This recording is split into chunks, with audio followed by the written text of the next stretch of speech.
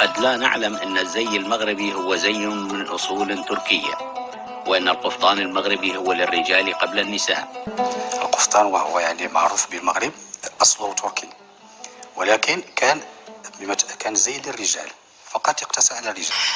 كونك هو القفطان عنده جذور واصول تركيه فارسيه، ومن بعد ملي جاو العثمانيين للجزائر ودخلوا اولا للجزائر قبل ما يدخلوا للمغرب، ومن بعد وصل لينا حنا من بعد. شنو البحوث ديالي اللي بحثت ان القفطان الاصل ديالو الاصل كيرجع للتركيين يعني، والترك يعني هما دازوا من الجزائر، يعني جا من العصر التركي عثمانيين. القفطان عنده جذور عثمانيه. ملي كنجيو لواحد شويه كنقلبوا كنلقاو اولا ان القفطان ماشي الاصل ديالو مغربي، القفطان الاصل ديالو ايامات العثمانيين، هذه وحده. وكانوا الرجال اللي كيلبسوا سيتي ميم با العيالات.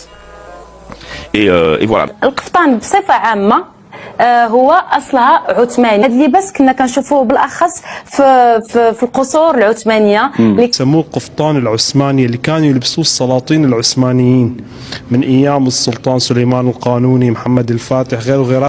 هنا نكتشف قصة القفطان المغربي وأصوله التركية. نماذج أصيلة بهذا المتحف تؤرخ بدخول قفطان التركي الرجالي.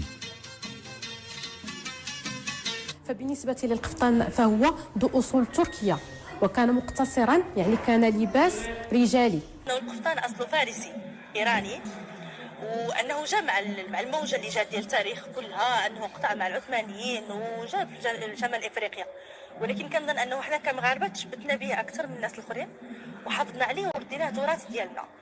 هناك ما يسمى بالقفطان والمنصورية، وهذا اللباس هذا جاءنا من الأتراك في عهد المنصور الدهبيل الذي كانت له علاقة مع الأتراك.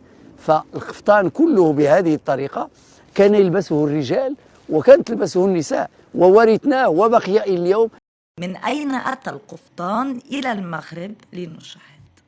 القفطان كان غير للرجال فقط، كان للرجال، ومع مرور الزمن ومع الاستعمار ديال لي ترك ليجيبت الجزائر، دخلتنا الثقافه ديال القفطان اللي هو كان بوغ لي زوم.